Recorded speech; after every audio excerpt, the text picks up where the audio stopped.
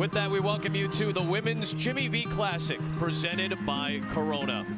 From Gamble Pavilion in Storrs, Connecticut, the 51st edition of one of the great rivalries in all of college athletics, the Notre Dame Fighting Irish and the 4th-ranked undefeated Connecticut Huskies.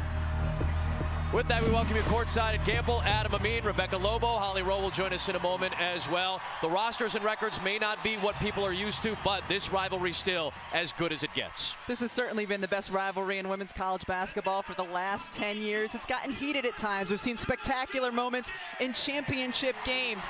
Players have had their coming out parties in this game. We don't know what's going to happen today, but we do know it's going to be worth watching. Muffet McGraw, the 2-time champion, Gino Auriemma, the 11-time champion. They know this rivalry very well in their own words.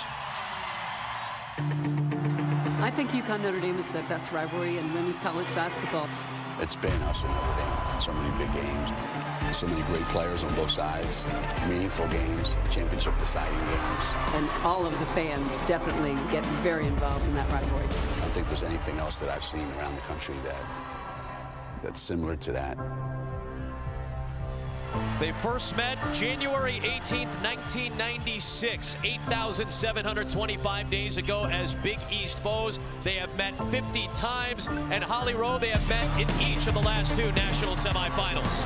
Well, that's right. In fact, Notre Dame has ended UConn's season's last 2 years, and it's how they've ended it. The buzzer beater from Enrique Gumbawale, or the way they ended the great career of Nafisa Collier and Katie Lou Samuelson last season. I can tell you that the fans in this building remember, because when they just introduced Notre Dame, the boos rained down. This rivalry is alive and well.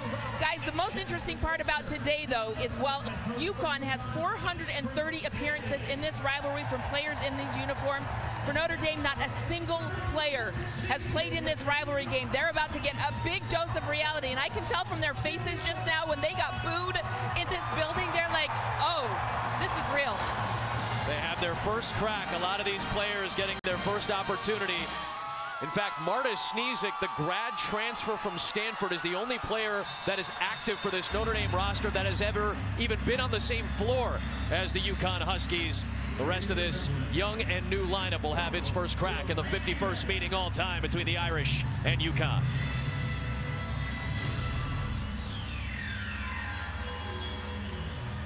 And of course, one of the great home court atmospheres in the country, UConn riding a 96-game home court win streak, the second longest in NCAA history. Of course, the longest, 99, belonging to these Huskies that was snapped back in February of 2012. Olivia Nelson-Ododa wins the tip over Sam Brunel, and the Huskies start with the basketball. A 7-0 start to their season with some good competition, coming off a win at Seton Hall. Kyla Irwin knocks down a 3 and off to a good start as the senior. You'll see Notre Dame play a lot of zone, and in their zone and against their zone, that corner 3 will be available. That spot and right around the free throw line area. Kristen Williams had the big game against the Irish in the regular season and in the Final Four last year for UConn.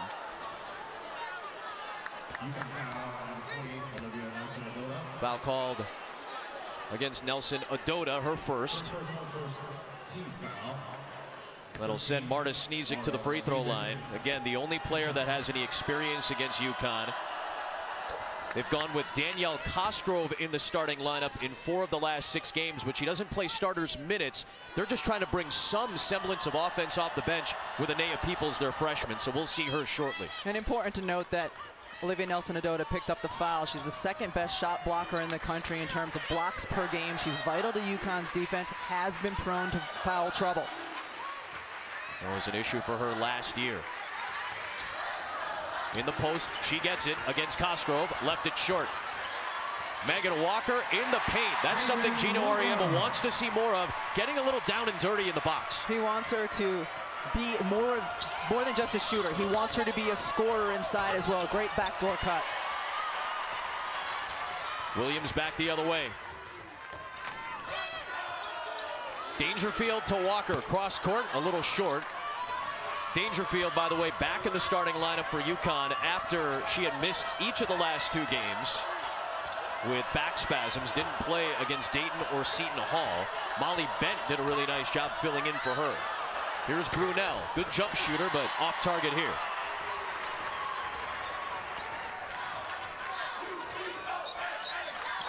Right back to Nelson Adota in the paint.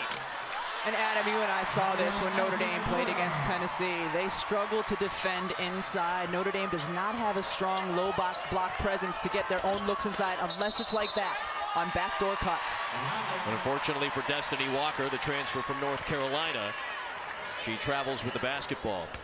That is maybe the biggest difference, and obviously they lost maybe the most prolific starting lineup in the history of the game, men's or women's, as Walker knocks that away from Williams. But the size differential for Notre Dame from last year to this year is maybe the most apparent thing you see when comparing those two rosters. And it results in a lack of scoring on the block, and they've struggled to rebound the basketball as well. And their three-point shooting has not been up to par either. 23% on the season through their first 10 games.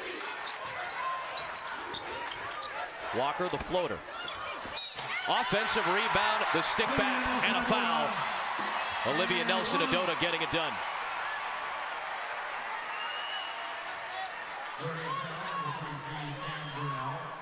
Foul on Brunel, her first.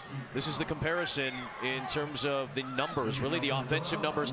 That rebounding margin might be the thing that pops out the most. I mean, think about what they lost. All 5 of their starters not only drafted to the WNBA, made WNBA teams, and contributed when they were healthy. That was a potent offensive lineup for Notre Dame. Over 10,000 career points that they graduated.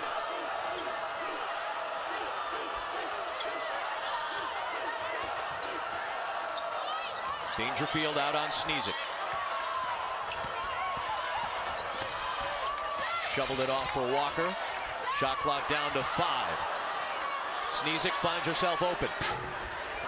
Rebounded by Walker. He's averaging 8 rebounds a game. Outlet picked off by Sneezik. Walker inside against Walker. And Destiny Walker took a spill. She's back up.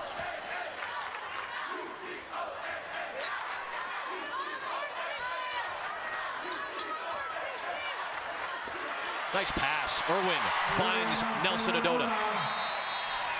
And a timeout called by Muffet McGraw. An early 10-point UConn lead.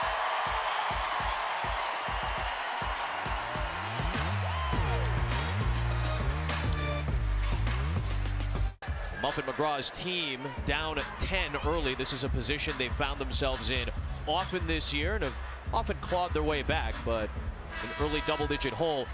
Big reason why is Olivia Nelson Adota and her size down low. Yeah, she's been terrific. She's really been working hard to get the basketball. When she's gotten it, she's been able to finish. She is a big, strong presence inside when she posts up hard. Caitlin Gilbert, leading scorer for Notre Dame, unable to connect. Great box out by Kyla Irwin. Good read by Sneezik, excellent defensive player. Will take it all the way, and Notre Dame has its first field goal about 3.5 minutes in. Second time Sneezik has done that as well. Read the outlet pass, the eyes of the outlet passer, and been able to go get the steal. And there's a knock away by Gilbert. We thought we would see Anea Peoples, and sure enough, she is on the floor for Notre Dame for Cosgrove, and Peoples comes into the game quickly, and Gilbert gets another field goal quickly. Going to be so important for Notre Dame to get out in transition and get some easy buckets that way. Nice shot by Crystal Dangerfield. She's now over 1,100 career points. And you can't get out in transition if you're taking the ball out of bounds after it goes in. And Connecticut this morning worked a long time on trapping in their defense. As soon as the initial pass is made, look for Crystal Dangerfield to trap the next spot.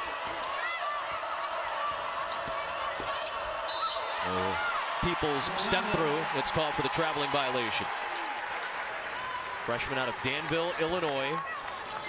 She's put up some good numbers this year, and again, 3rd game in a row that she's coming off the bench.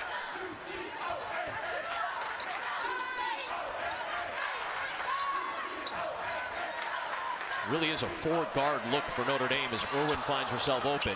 And Brunel, who's really the only big out there and almost plays like a swing guard, swing forward. Yeah, she's the biggest player. More of a stretch 4. Yeah. She's very capable inside, but also likes to face up out to the 3-point line.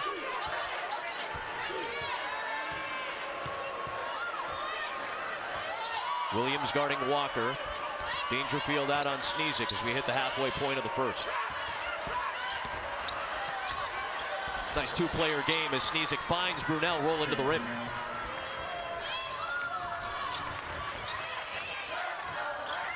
Williams finds Walker. Over to Irwin. That's a three. Offensive rebound for Kristen Williams, and she'll draw the foul. Well, you can join ESPN and the V Foundation in the fight against cancer. Visit v.org/donate. All donations will benefit the V Foundation for cancer research.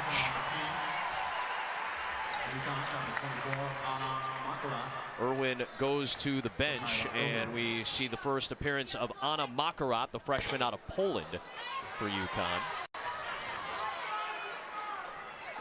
Of course, you talked about the coming out parties for certain players. Kristen Williams had hers in this rivalry game in the regular season, and then had a good game in the Final Four. Yeah, she had 28 points in that regular season game a year ago in South Bend. Her performance was huge. And we wonder who today might have that kind of a game. Dangerfield drew the defense and found Walker. Back up to a 10-point lead.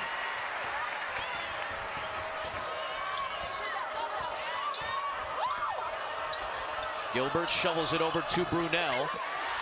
Powered it up against the 6'1" guard in Makarat, but couldn't finish. Right back to Nelson Adota in the paint. Nelson Adota continues to post up really hard. She loves turning over her right shoulder that time with the power move to finish. Already more points today than she had in their last game at Seton Hall. Didn't play a lot because of foul trouble. Good pass from Peoples to Sneezen. She's got 6 for the Irish. Yeah, Notre Dame's had some really nice success going towards the basket with Connecticut's deny defense, trying to get by or back cut. Dangerfield in and out.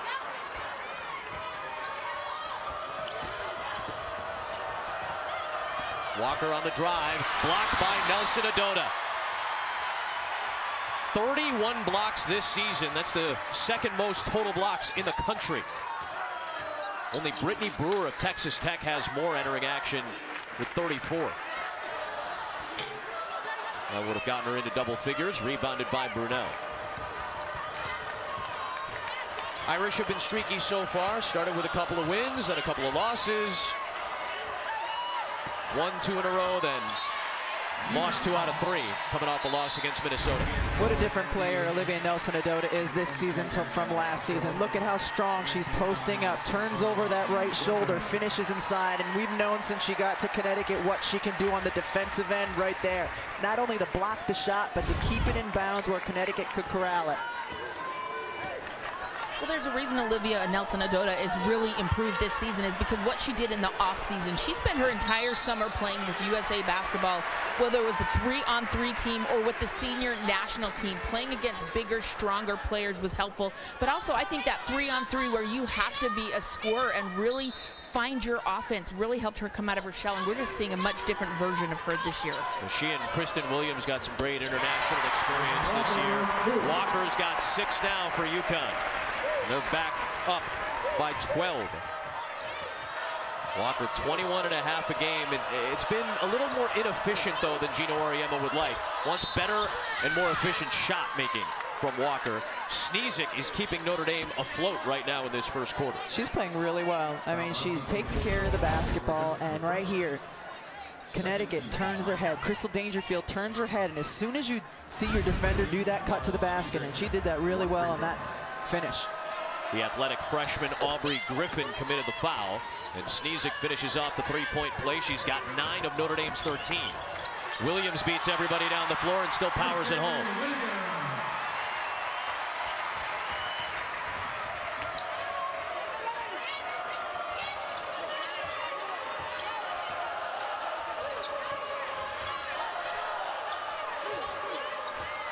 Irish started 0 for 7. They've made 5 of their last 7 shots.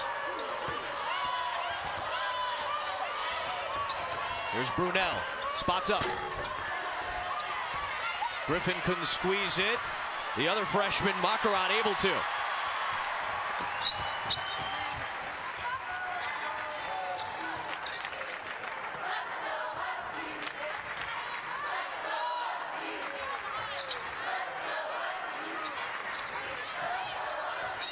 Walker took the step before She put it on the floor, traveling violation. 5th turnover for UConn. A reminder that Tuesday it's the 25th annual Jimmy V Classic from Madison Square Garden. First up, #1 Louisville taking on Texas Tech at 7 Eastern, followed by Indiana and UConn, both games on ESPN and the ESPN app. And our buddy Holly Rowe will be on site at MSG, bud. I'm pretty excited. Tuesday's going to be a busy day with that doubleheader, but Chris Beard and that Texas Tech team, such a fun story, getting to the national championship game last year and losing. He's had to really reinvent themselves.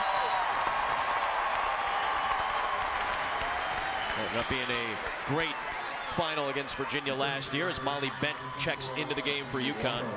Molly Bent starts the last 2 games for Connecticut when Crystal Dangerfield has been out, and she's played extremely well. A player who has not gotten a lot of minutes until her senior year. Crowd showing some appreciation for her. Gino Auriemma after the Seton Hall game said, "We have some pieces that I didn't know we had." Speaking of the play of Molly Bent and in particular Kyla Irwin, who stepped into a bigger role this year too. Another turnover. That's 6 now for Notre Dame. They're continuing to push. Notre Dame needs to do that at every opportunity. Try to push the pace, get numbers. Let me ask you that. Offensively, we know there have been some struggles for the Irish, in particular in first quarters this year. Is that what you'd want to see as the year goes on, to see them try to be a little bit faster pace, a little bit more aggressive? I think that's what Muffet McGraw wants from that at any opportunity that they have to run. That's been the Notre Dame identity for the last few years, right. But especially when your half-court offense isn't clicking the way it has in the past, you need to find a way to get some easy looks. Cosgrove misses the 3. Sneezik leads the way for the Irish with 9. Nelson Adota with 9. Walker's got 9 for UConn as well. Shot clock is off. End of the first quarter. Dangerfield, the fake, the take. Oh, rounded out. Rebounded by Griffin and the putback.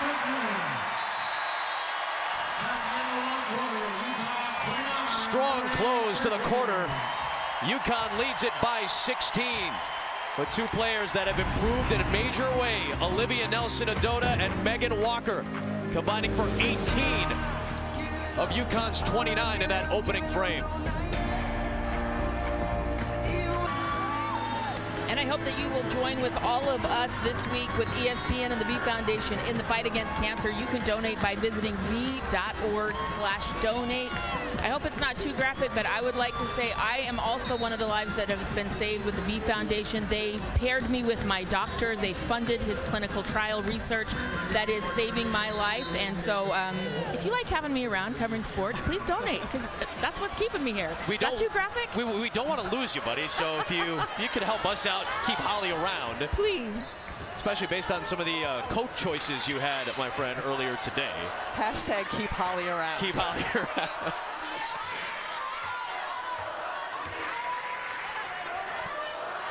Anea Peoples getting Notre Dame on the board here in the second. Dangerfield, a deep one. That's her second 3 of this opening half. One thing to watch when Connecticut's on offense in the quarter court against the Notre Dame zone is how many possessions they go with multiple passes and 0 or 1 dribble. They really move the ball well and shift the zone. Good feed inside, and Caitlin Cole, who has scored all of 9 points so far this year, was able to put that in. We're going to have to find some offense from some different spots. As you said, Lobo, UConn is humming offensively, and Nelson Adota into double figures. 4 or 5 passes, 0 dribbles. Yep.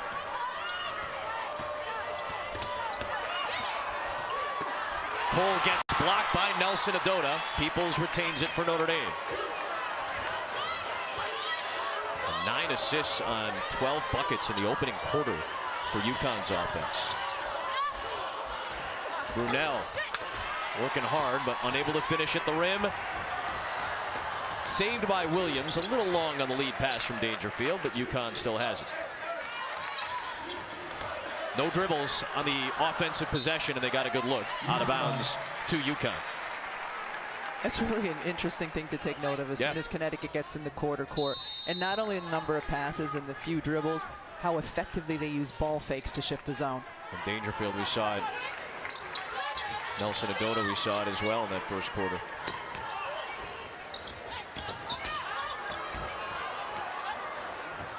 Sneezik was trying to draw the charge. That's something she is exceptional at. Walker around and out, rebounded by Brunel.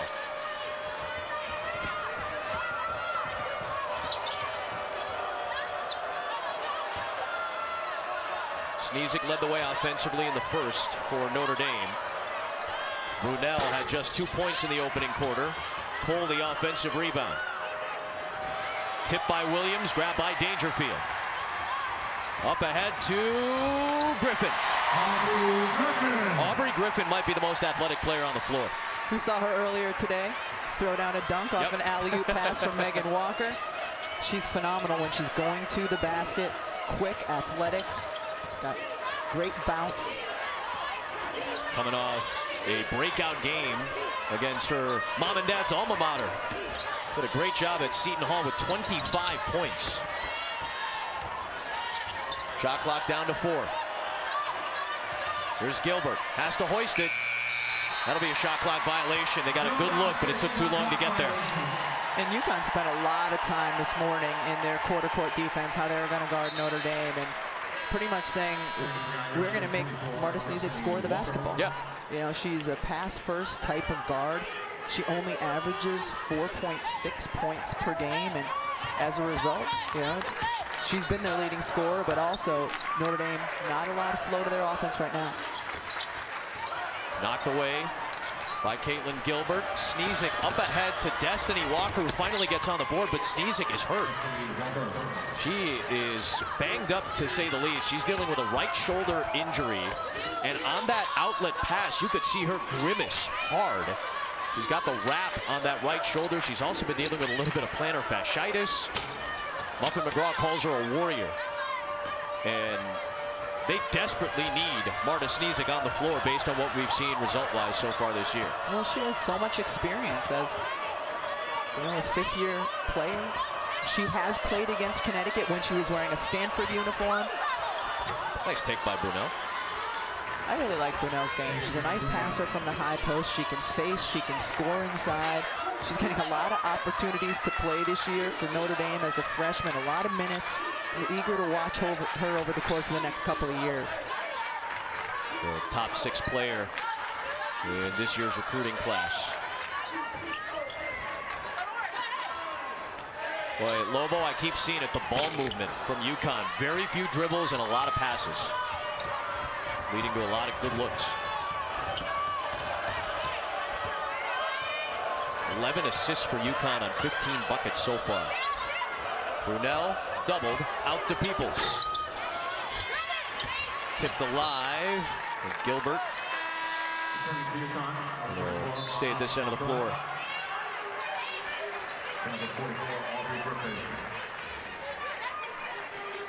Macarat, Nelson Adota, Williams, Walker, and Dangerfield, the 5 for UConn. Gilbert, Brunel, Peoples, Sneezik, and Destiny Walker, the 5 for Notre Dame.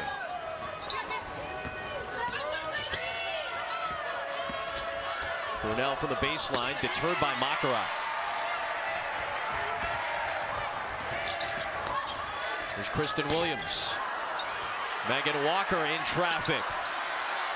Gino Auriemma challenged Megan Walker to get on the offensive glass, and she's done it the last 2 games. Different player. Before the last game, she had 2 total offensive rebounds on the season. She's had 2 offensive rebounds on that last possession. 12 second chance points for UConn now. Peoples able to score it off the Brunel feed.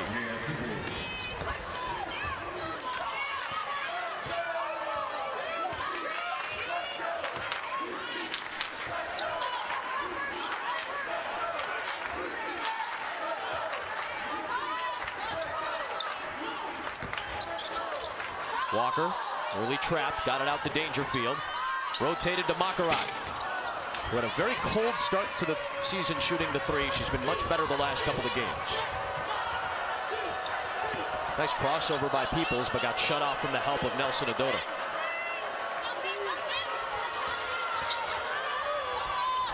Too tall for even the 6'2" Brunel. Coach Gino Auriemma challenging Megan Walker to get on the offensive glass. And if at first you don't succeed, Adam, what do? You try, and you try again.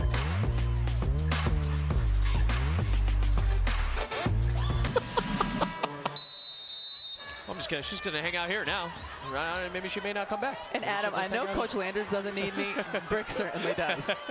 You see the top 10 in the AP poll. A lot of parity so far this year. Ton of upsets. You just heard the guys talking about Texas and Tennessee, who've met every year for almost 4 decades now.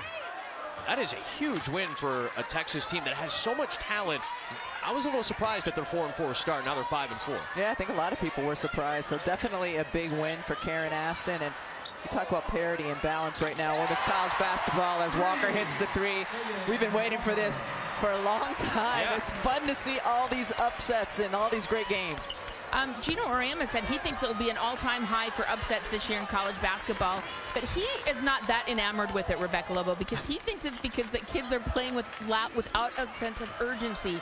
He compared it today, like he said, I have a Porsche, and when I take it out, I have to drive it hard for that Porsche to really function and work hard. When these kids come out and play, they're more like a family sedan. He thinks his team this year is a family sedan. They need to be a Porsche and play with a little more sense of urgency. So not everyone loves the parity, Rebecca Lobo. There has to be some automobile in his analogy between the family sedan and in the Porsche. And as a person who drives a minivan, I wonder where that fits in all of this. I think if I'm running the offense, it's probably closer to a minivan, I think, frankly. Gino Auriemma, of course, the 3rd most wins all time. Pat Summitt still sitting at the top of the list with nearly 1,100. Tara Vanderveer and the Stanford Cardinals sitting at number 1 as Gilbert puts it in nicely.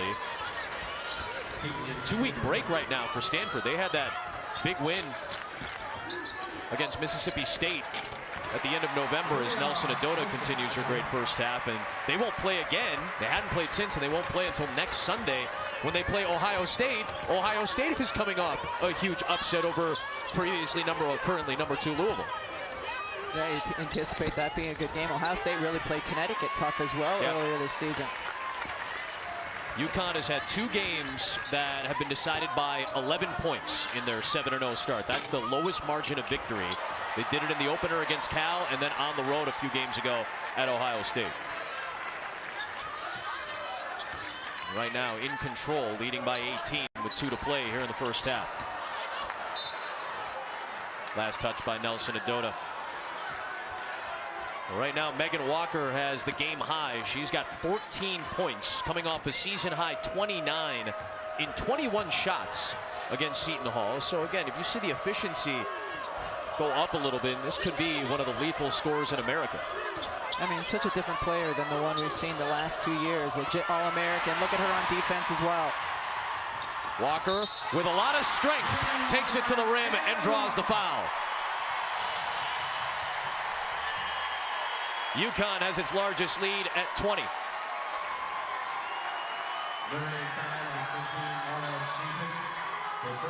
You see the jump that Megan Walker has made, and Holly, big reason why. You can see it in her body this year. Well, she is physically different, and she says that with the 15-pound weight loss that she has achieved by giving up wings, fries, and hibachi soy sauce, a low-carb, low-sodium diet, she said, I feel like myself again. I have gained confidence. I'm moving on the court like I used to. She spent her entire summer at home playing basketball and feeling that confident feeling again. She's like, I got to Connecticut. I gained 15 pounds. And I just started feeling lethargic. She has put her body back where it was. And I just love that. I feel like myself again. Megan Walker looking like that. Wings, fries, and soy sauce. No hibachi. No hibachi, I got you. I think she just basically laid out my dinner plans for the evening. That's good. I mean, the results in her game have been obvious. I mean, she is such a confident-looking player. She can score one-on-one. Coach Auriemma wants her to be a little more efficient. She's shooting in the high 40 percentages from 48 from the field, 47 from 3. He thinks she can be even better than that. Nelson Adota kicks to Williams. Offensive rebound, Kyla Irwin. That's been a big theme in this opening half. The second chance points continue to rack up.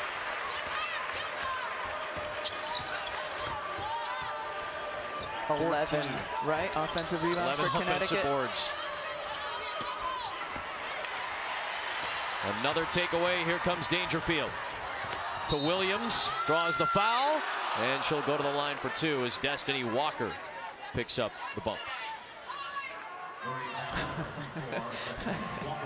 Coach McGraw on the sideline coaching her team, talking to her team, and you know, she was saying to us earlier today, she said, I have to slow down. I have a harder time fixing things. And she said, my job is, how do you help them figure it out faster? Yeah.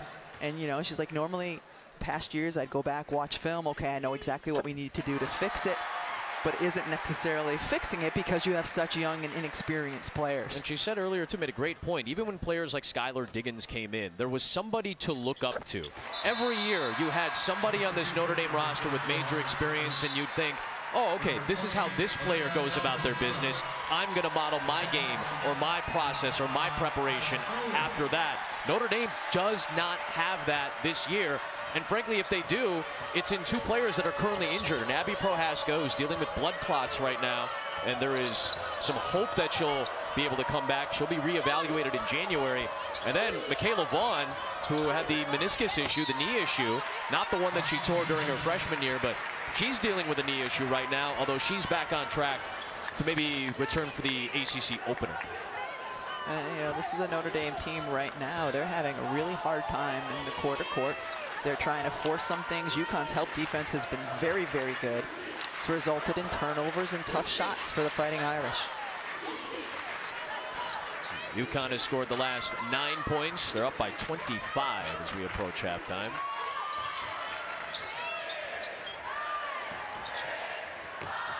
Walker in close. You know how many dribbles on that possession? 0. That has been another theme for UConn's offense today. 19 in the first half for Walker. Brunel travels, another Notre Dame turnover. That is now 14.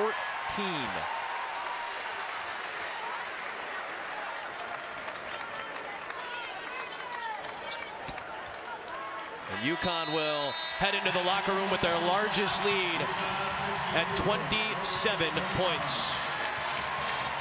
Walker and Nelson Adota, two incredible improvements in the offseason. They outscored the Irish on their own, and the Huskies score the final 11 points of the opening half to take a 52-25 lead. To the locker room, Gino Auriemma is with our Holly Rowe. Well, Coach Auriemma, how do you describe the offensive boards and the sense of urgency your team has had there in this game?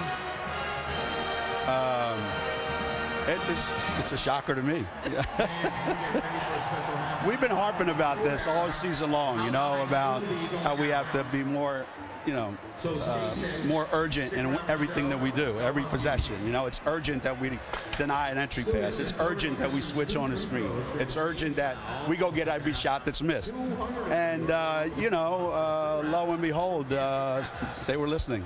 It may not be a Porsche, but that is not a family sedan. They've shown some urgency. No, you know, that's exactly right. I mean, we wanted to create a really fast tempo.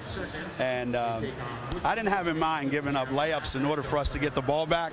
But I thought that first half, our defensive intensity and our aggressiveness in pushing the ball and attacking them was just outstanding. Thank you, Coach. Thank you. An incredible push at the end of the half as we head to the studio for our halftime report. John Brickley and Andy Landers. Boys, it's all yours. We welcome you back to the Women's Jimmy V Classic presented by Corona.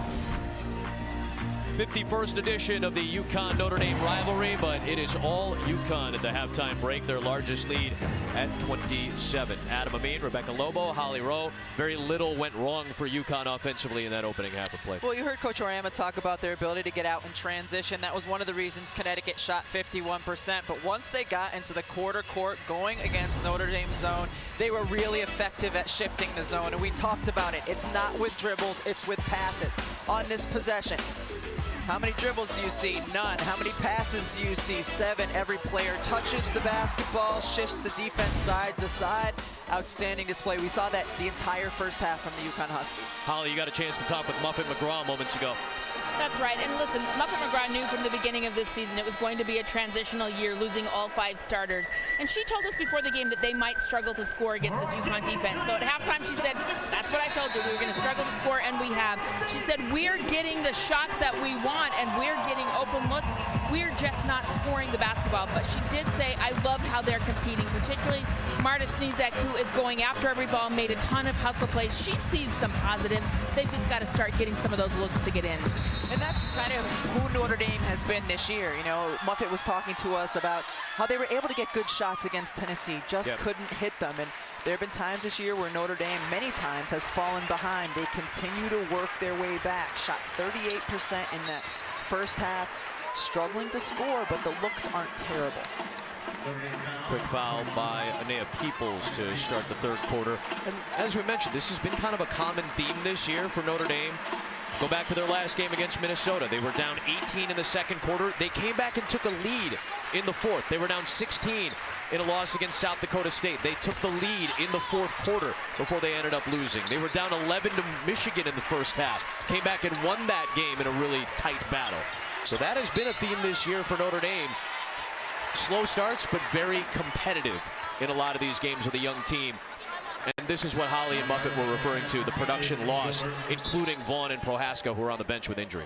And, you know, the games that you mentioned, when they were coming back against Minnesota, that Minnesota started missing three-point shots, and that allowed Notre Dame to come back. And, you know, this is a Notre Dame team that's going to have to start getting it done on the defensive end. It's a tall task with a team like Connecticut that is so efficient and so potent on the offensive end of the floor. And you saw Prohaska. That's another player who just hustles and does a lot of dirty work defensively that they would love to have on their roster and active right now.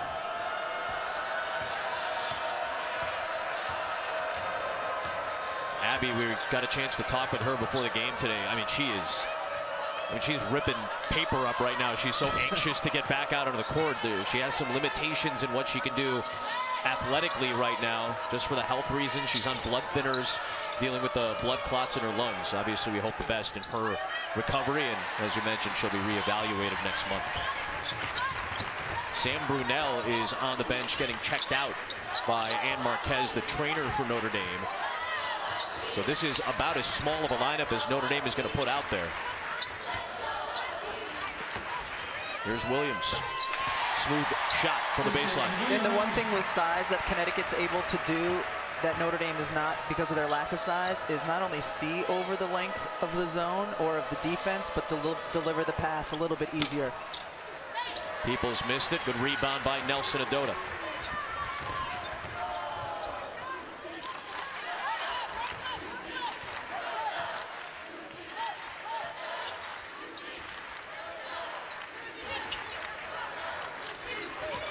Notre Dame in a man-to-man. Connecticut still working the ball around, but against the man you will see a little bit more dribbles, but same result from Megan Walker.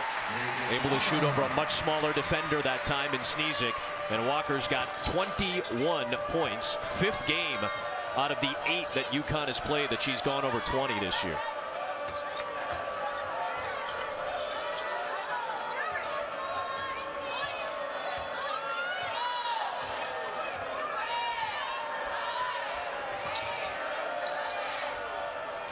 There's Cosgrove.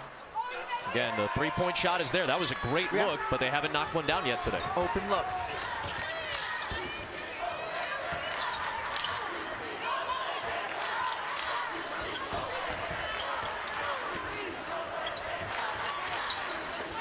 Dump it down to Nelson Adota. Traveling violation here. I mentioned Sam Brunel getting checked out.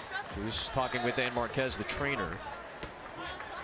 Hey guys, I was just listening in as they're trying to examine and figure out what's going on with Sam Brunel, and I overheard her talking about it's kind of locking, and she's having some real troubles bending her knee. No diagnosis yet, and I don't know if she can return, but they're trying to figure out what's going on with that right knee right now. That's their second leading scorer on the season, who's averaging 14 a game.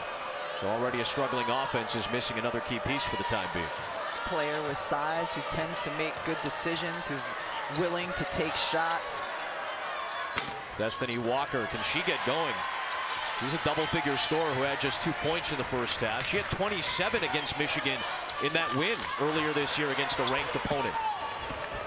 She and Brunel hit key shots in that game in the comeback victory. Gilbert had a good look, but couldn't scoop it down.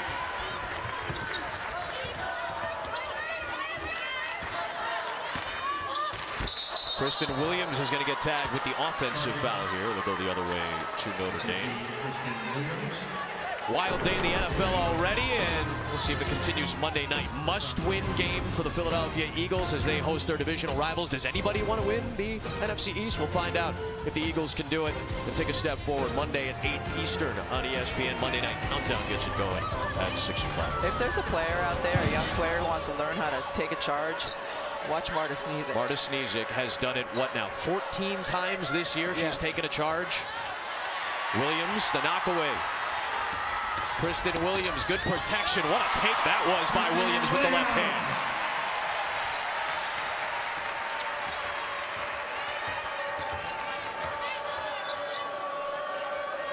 Williams had 2 of her best games of her freshman campaign against the Irish last year.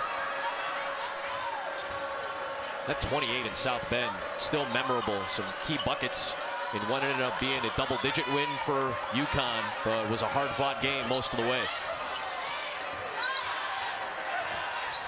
Gilbert, Nelson Adona is there with that long reach for another block, and it's a shot clock violation.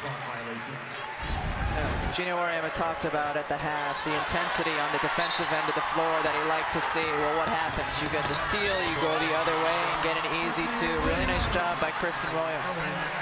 Well, I asked Kristen Williams why she always plays so well against Notre Dame, almost doubling her scoring average in her games against Notre Dame compared to the regular season. And she said, 2 years ago, I was sitting at home. I had signed to play at UConn, and this young lady named Enrique Gumbawale hit a shot over them, and it really made me mad. She said, I was fired up. I was hurt. And she's like, so I just decided when I played against them, I was going to maybe give them a little payback. She thought it was personal. So the very first game the next year against Notre Dame, she had her coming out party. And so she's taken it very personally ever since that very famous shot from Enrique Gumbawale. That really does fit her personality too, Holly.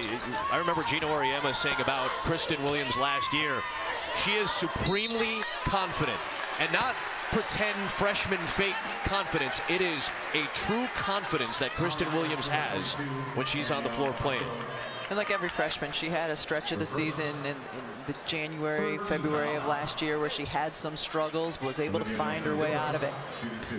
Olivia Nelson-Ododa, if you're defending her inside, she has size on most players. She's got great length. You have to take away her right shoulder. Yeah. That's the way she wants to turn, whether she's powering up or ends in a fadeaway. You have to take away her right shoulder. That means when her back is to the basket, she's turning to over her the right side. Yeah, you got to just camp there and make her a little bit less comfortable. A nice move by Peoples. Great move. Nelson Adona in the air, and that finally ends an 18-0 extended run for UConn. Notre Dame had gone scoreless for more than 8 minutes until that bucket. Out of bounds, that'll take us to a timeout. UConn in control past the halfway point of the third.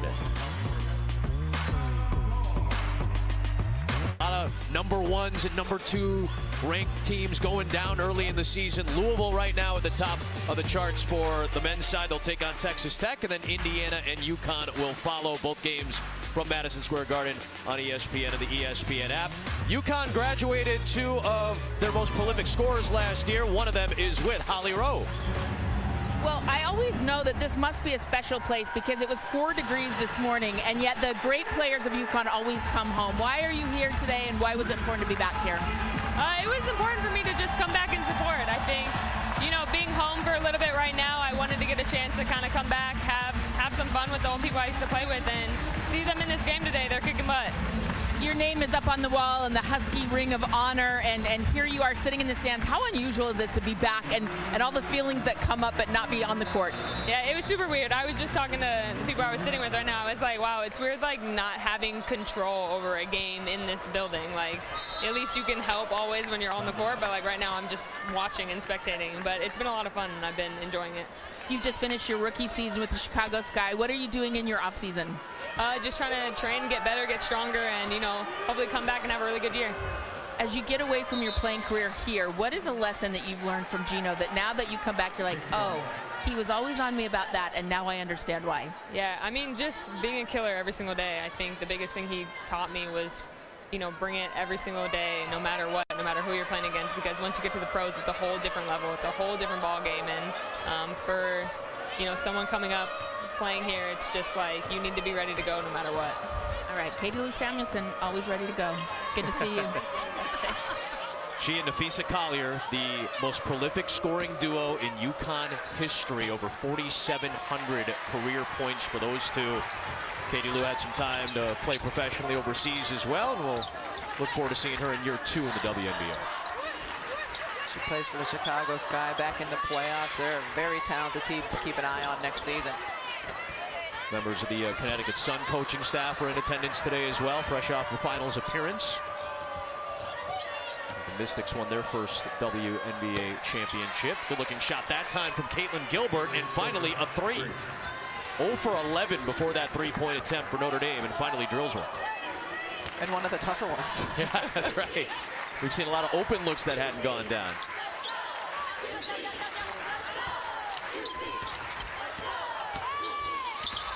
Megan Walker. It will be Notre Dame basketball. That she was last to touch. We were given that Jimmy V promo for this week on the men's side. I saw just Indiana, UConn, obviously are playing. I'm sure there are going to be a lot of UConn fans watching this game that will tune in. I saw Indiana. I'm just thinking about Indiana on the women's side. Yeah. They're part of one of the big upsets so far this year. They've had a great run so far, sitting in the top 20. Yeah, Indiana's a really good team coming out of the Big Ten. We saw them beat South Carolina in one of the Thanksgiving tournaments, shot the ball really well, just played great against South Carolina. And South Carolina, another team, came off of that loss a couple days later to beat number 2 ranked Baylor. South Carolina could be really good as their young players continue to develop. Peoples has 8 points for the Irish. 59-32 the score. Griffin missed it. Aaliyah Boston's off to a great start for South Carolina. We were talking about great shot blockers. She has established herself as an excellent shot blocker so far this year. Yeah, she and Kiki Herbert-Harrigan, the senior, have both done a great job defensively. South Carolina is an elite defensive team. What they were able to do to both Baylor and Maryland, holding them to the 30s in terms of field goal percentage. And they got a veteran guard in the middle of all of that with Ty Harris. Yep, she was huge in the Baylor win. Yep. Speaking of Baylor, Lauren Cox is still out. She's been out for a few weeks now with a foot issue. But she is expected back soon, and Baylor's still playing well. We said it on the men's side, on the women's side. This has been the case. Some of the big upsets already. Indiana gets the win over South Carolina. Down in the Virgin Islands, Oregon's first loss came at the hands of Louisville. Baylor comes back and beats the Gamecocks, and then Louisville, after the win against Oregon, they end up losing to Ohio State. And you look at some of those upsets, South Carolina, Oregon, Baylor. Connecticut plays them all. That's right. Good call. UConn has one of the tougher schedules coming up this season. We'll be in attendance for a lot of those games. I cannot wait. Oregon, Tennessee, Baylor, these excellent regular season games that UConn's going to play in a typically tough schedule. We'll see. We'll be on the air for a lot of those contests. Throw in the U.S. national team game somewhere in throw there a as toss well. that in there. Obviously, that was some of the big news of the early part of the season as Sneezik misses a 3. Oregon in an exhibition game beating the U.S. national team, and that's when everybody's eyes started to open up. That's why maybe the Louisville upset of Oregon had such weight to it. But that being said, Jeff Walz also said, hey, that's a great win. Doesn't put us in the tournament. We still have a long way to go, but it's a good win. I think everyone's eyes were open to Oregon before that. Well, sure, that's fair. That win made their eyes pop out of their head. That's fair. Well put, Lobo. I will give you that. There's a 3 for Anna Makarat, the freshman out of Poland. Started 2 of 19 from three-point range and has now gone 5 of her last 7. Floater goes down for Gilbert. You guys, you're talking about that ambitious schedule for UConn, but something very exciting. As you said, they're hosting the U.S. national team. The Olympic team will be here. And I have heard on social media that Brianna Stewart will be making her comeback after that Achilles. If everything goes right in her rehab, I think they're shooting for that date for her to potentially come back and be able to play. So that would be very exciting. I know a lot of fans around the country really rooting for Stewie and hoping she's back strong and healthy, and that would be really cool for you to see that. on January 27th against UConn. Yeah, Brianna Stewart, the 2018 WNBA MVP, tore her Achilles before the WNBA season when she was playing overseas, missed the entire last season. So especially the fans here in Stores would love to see her make her return in that game. Just a season chock full of major injuries in the WNBA this past season. Ended up having a really exciting season all the way down the stretch, even into the finals, as Dangerfield is into double figures. Inside of a minute for the third, a 30-point UConn lead. A foul here against Megan Walker as Gilbert took it strong. I tell you what, Adam, when I was watching Connecticut play in their season opening games, I wasn't all that impressed. You know, this is a team that we're used to seeing them have great passing and efficiency, and they struggling on the offensive end of the floor at times, just kind of coming down and going one-on-one because it was their best option to score. They've improved a lot over the course of the last few weeks, and you know, the way they've not only played defense today, but also offensively, sharing the basketball, moving the basketball, you know, getting inside-out contributions. They've gotten much better since just a few weeks ago. They've already played one conference game, UConn, at Temple. They'll continue conference play once January rolls around. Before that, they'll have DePaul next Monday, their former and future Big East foe. Of course, this is the final year in the American for UConn. What a scoop by Molly Bent, and a foul.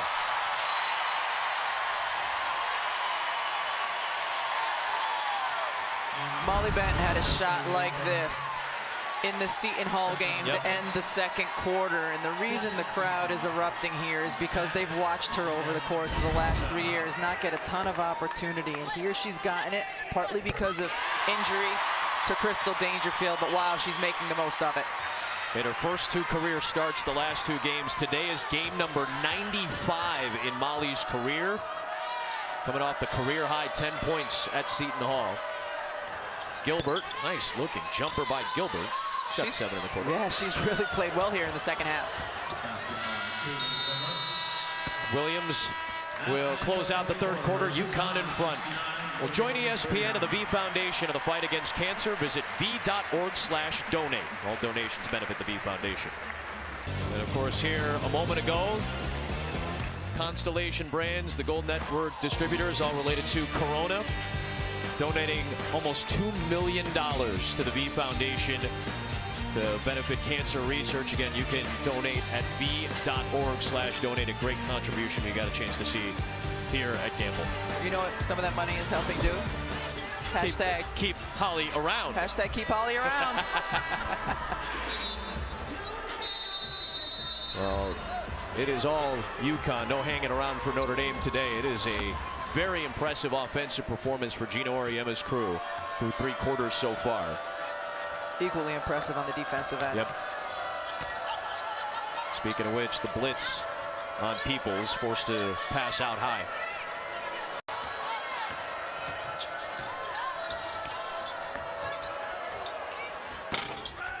Cosgrove off target. 1 for 15 are the Irish from 3-point range today. Bent lost it. Here comes Sneezing. Good pass to Peoples, and it's blocked by Kyla Irwin. See her first try to kick it. Anything to stop the 2-on-1. Gilbert had it deterred by the freshman Makarat. Still 11 to shoot. Peoples off target on the 3. 1 of 16 from outside. Largest lead of this game has been 34. Megan Walker has her 3rd double-double of the season with 21 points and 10 rebounds. And Olivia Nelson-Ododa with 7 boards and 14 points. Dangerfield's got 10 and 6 rebounds to go along with 4 assists. Sneezek leads the way for the Irish. She now has 14 points. Gilbert's got a dozen for Notre Dame. It's important for Sneezek to be able to hit that shot and look to score, because teams will look to play off of her at times, and that's why she was wide open on that last possession. I was just in Boston the other night watching the Celtics. They're off to a great start, 16-5. Their rookie Grant Williams made the trip down out of Tennessee. He's with Holly Rowe. So Grant Williams, everywhere I go in America at a women's sporting event, whether it's the WNBA Finals or now the first time you've ever been here at UConn, why are you on a tour to see every great sporting event? Honestly, I was just trying to see some competitive basketball. UConn has been a historic program. Notre Dame is as well. Two phenomenal coaches. And it was partly because I wanted to go see with Kara, and she's supporting 3 of her USA basketball girls. And honestly, it's just right down the road, so it was a good time to come. Kara Lawson coached these players, Olivia Nelson-Ododo, Kristen Williams, among others, in your 3-on-3 basketball. Tell me what you see so far of these young kids in their second season here. Yeah, I think they've grown a lot. I think you can see the confidence that Olivia plays with now versus a season ago. They both continue to get better and better, and I think the future is bright for both of them. I just love it that you're busy, you're in your NBA season, but you want to take time out to see other basketball. Why are you so passionate about it? Honestly, it's just support, because you look at around the nation, we need more support for our women's programs, whether it's basketball, volleyball, soccer, tennis, anything. So for me, just showing the support and showing some love, because they're just as talented. I remember going to the WNBA game, seeing John Quell and Alyssa Thomas and how skilled they were, and these are the next coming. Love it. Grant Williams, Kara Lawson. These are 2 very important fans here in the building today. Not that everybody's not important, but these are 2 very important ones. It was great to see both Kara and Grant on Friday night. Celtics are 16-5 to start their season. Had a big win against Denver the other night. They had 2 days off, and they play tomorrow night against the Cavaliers. My favorite part about that interview, other than the terrific answers, was Kara's face as she was watching the action. Serious eyes darting back and forth, just like what Did we expect anything different at all from our homie Kara Lawson? Sitting in between us. And she's doing a great job in her first season with the Celtics as well. I think she knows she's on camera, too. But Brad Stevens, who's got a great relationship with both Gino Auriemma and Muffet McGraw. Obviously, Brad was a coach at Butler, got to know Muffet McGraw very well. Gino goes to a lot of Celtics games and has the opportunity to see the Boston Celtics play at TD Garden often. And Kara doing a great job. Obviously, Niele Ivey, another female assistant in the NBA, left the Notre Dame staff, now an assistant coach with the Memphis Grizzlies. More influx of great female coaches moving over to the NBA side, including our friend Kara Lawson. There's Cole off the back rim. Williams couldn't squeeze it. Peoples is able to put it home. Continuing to fight. That's what Notre Dame does. You know, they're overmatched in this game. They're overmatched in a number of games so far this season. Now here they're on an 8-0 run to start this 4th quarter.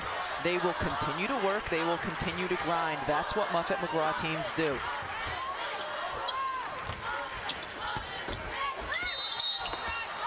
Foul called on the floor.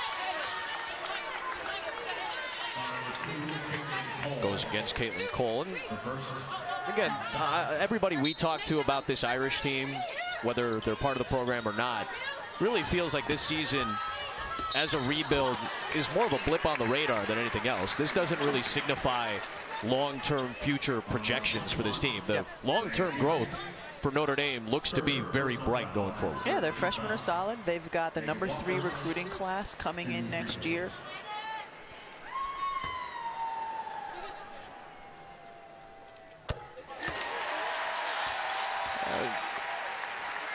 One thing we've noticed with the players this year is, you know, you can sometimes see them thinking on the offensive end of the floor. Where do I go next? What do I do next? It's not the flow that we've been accustomed to seeing. Well, that's going to be different next year.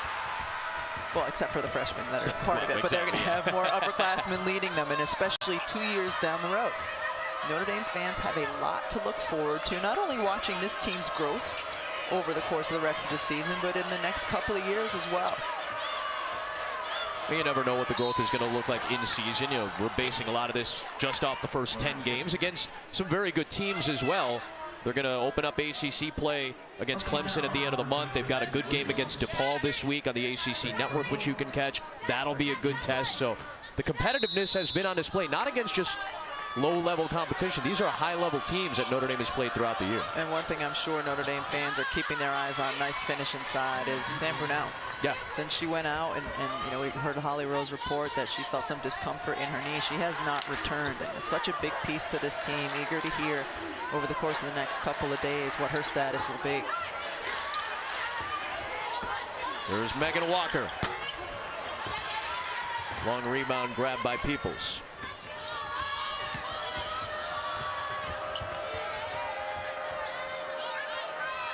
Sneesick for three. Another rebound for Walker. She's had double-doubles against Cal, Dayton, and now Notre Dame.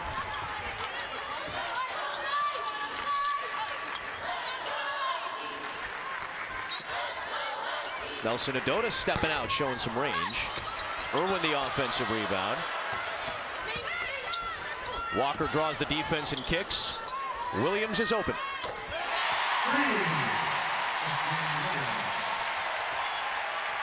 The American Conference Freshman of the Year last year. Already had a couple of 20-point contests this season. She was the #1 player coming out of high school from Little Rock, Arkansas. Now 4 Huskies in double figures. Ooh, tough shot by Peoples. Really good help side defense, though. Beat your initial defender by going back door, and there's 2 help defenders there waiting for you. Yeah, that's something you pointed out a couple times today, Lobo. Just the excellent timing of some of these double teams and the great help. Nelson Adota has been a big part of that as she draws the foul. Takes us to a timeout in our final 5 minutes on the other side. All UConn.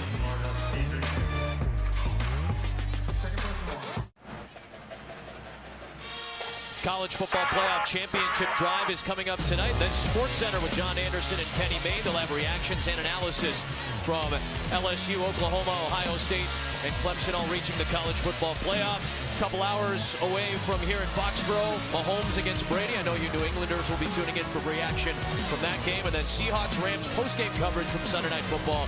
Sports Center at 11 Eastern on ESPN and the ESPN app. So we've got our College Football Playoff Final Four set, ready to go. What about Rebecca Lobo's current projection for Final Four teams? Why do you have these 4 on your list right now? Well, first of all, I participate in this exercise in early December because I have to. Right. But let's make that a key point to this. Oregon, Baylor, Oregon State. I have UConn in there, even though there's a lot of questions because they've made it to 12 straight Final Four. So right. I'd be a fool to bet against that. But there's a lot of really good teams. When you look at those 4, the only one that would shock me if they weren't there is Oregon. Yeah. But you have Stanford, South Carolina, Louisville, Maryland, all very capable of making it to a Final Four. I think this is going to be one of the most exciting seasons in terms of watching what transpires. We've already seen a bunch of upsets, but past years, Adam, we could kind of figure out at least 2 or 3 of the teams that were going to be there. To me, the only one, again, that would shock me if they weren't is Oregon. Well, guys, I was talking with Coach Gino Auriemma earlier today about the Final Four football teams. He is so dialed in on this college football playoff. And he told me that he's actually used Tua Tagovailoa from Alabama, the quarterback, as an example to the freshmen on this team, saying, you know, Tua's a kid that was a freshman. He didn't play the whole season. Nobody thought he could contribute. And he was called upon in the national championship game in the second half and came in and threw a pass to another freshman. So he's trying to send that message and use college football as an example to his freshmen. Be ready when your number is called. Just because you're a freshman doesn't mean you won't contribute.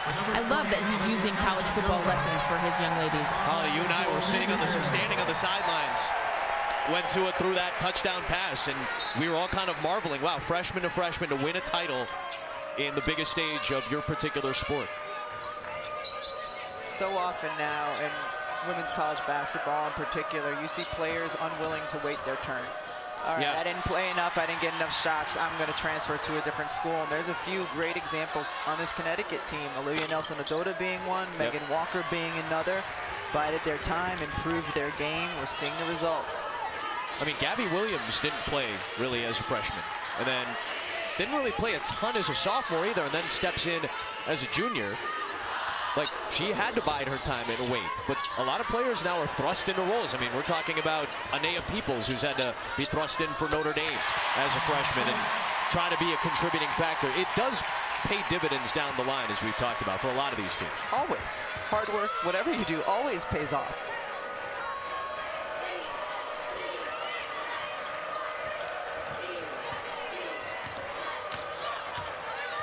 Three minutes to go. Tough take for Destiny Walker. It's been a tough game for her so far. Just 2 points for the transfer from North Carolina.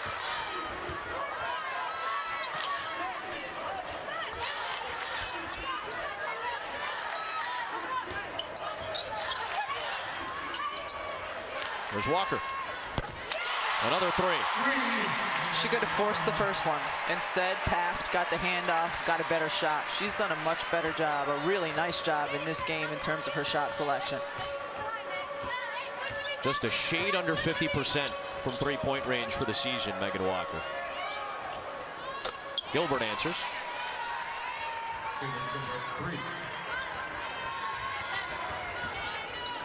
Holly did pass along to us, by the way, that Sam Brunel, the excellent freshman for Notre Dame, could have come back in, but obviously with the game where it's at right now, precautionary to keep her off the floor for the rest of this one, which only has 2:03 remaining.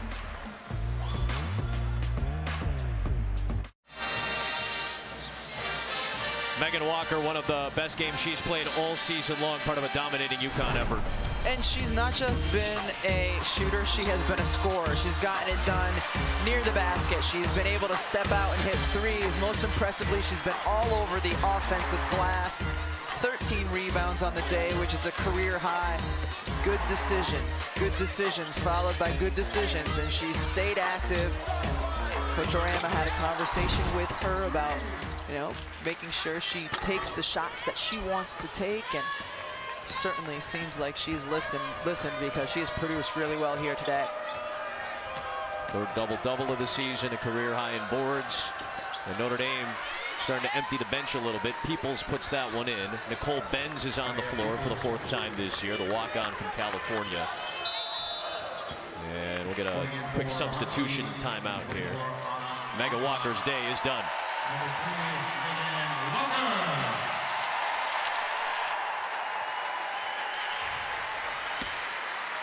The hug coming out of the game. Well, you said it, the challenge from Gino Auriemma and the response of impressive kind from Walker. Evelyn Adebayo is into the game for UConn. And promptly traveled with the basketball. A reminder that the Jimmy V Classic, the 25th annual Jimmy V Classic for Madison Square Garden, is on Tuesday. #1 Louisville taking on defending national runner-up Texas Tech. And then you Husky fans can tune in to watch UConn and Indiana to follow on ESPN and the ESPN app. Holly Rowe will be on site for both of those contests this week. Chance at the line for Peoples.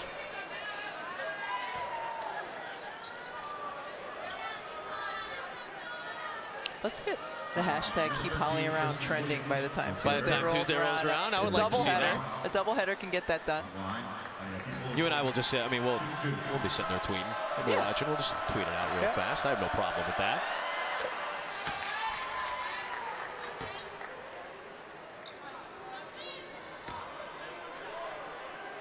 Peoples, a McDonald's All-American, played for her dad Keith in high school. Close friends with Caitlin Gilbert. They've played together for the last 11, 12 years now. Since they were in kindergarten, they were playing together.